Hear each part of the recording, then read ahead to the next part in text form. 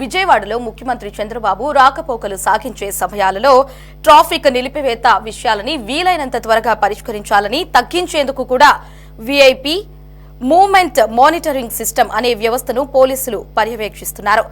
తన వాహన శ్రేణి కోసం ట్రాఫిక్ ను నిలిపివేయొద్దని సీఎం చంద్రబాబు ఆదేశించిన నేపథ్యంలో ఉన్నతాధికారులు ఈ నిర్ణయం తీసుకున్నారు. గుంటూరు జిల్లా ఉండవల్లిలో సీఎం నివాసం నుంచి ప్రకాశం బ్యారేజీ మీదుగా విజయవాడ నగరంలో నుంచి గన్నవరం విమానాశ్రయం వరకు సాగే ఈ మార్గాలలో ఇరువైపులా 36 ప్రత్యేక కెమెరాలు ఏర్పాటు చేశారు. ఇవి ఏఐ ఆధారంగా పనిచేస్తాయి. వీటిని విజయవాడలో కమాండ్ కంట్రోల్ సెంటర్తో అనుసంధానించారు.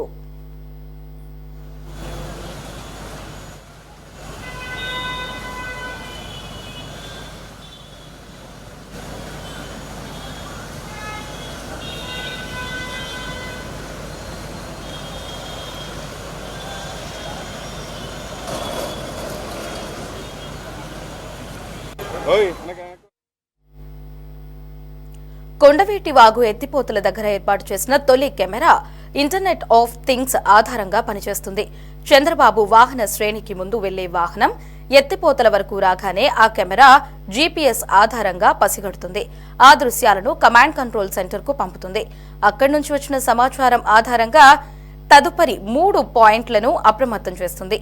దీంతో పాటు ఈ కెమెరాలు మానవ ప్రమేయం లేకుండా ప్రతి పాయింట్ దగ్గర ట్రాఫిక్ ను నిలిపిన సమయాన్ని లెక్కించి సర్వేకు పంపుతారు.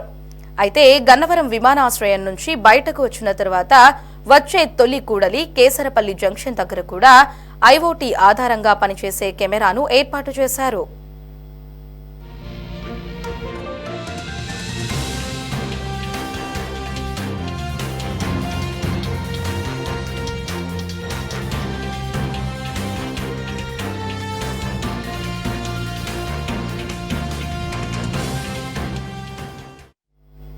సీఎం చంద్రబాబు కాన్వాయ్ వెళ్లే మార్గాల్లో దాదాపు 2 నెలల నుంచి విఐపి మూవ్మెంట్ మానిటరింగ్ సిస్టమ్ ద్వారా పోలీసులు పనిచేస్తున్నారు.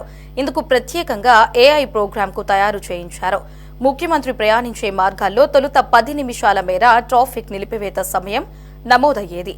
ఈ వ్యవస్థ సాయంతో అది గరిష్టంగా 5 నిమిషాలే ఉంటోంది. క్షేత్రస్థాయిలో పూర్తిగా పరిశీలించాక అధికారికంగా ఈ వ్యవస్థను ప్రారంభిస్తారు.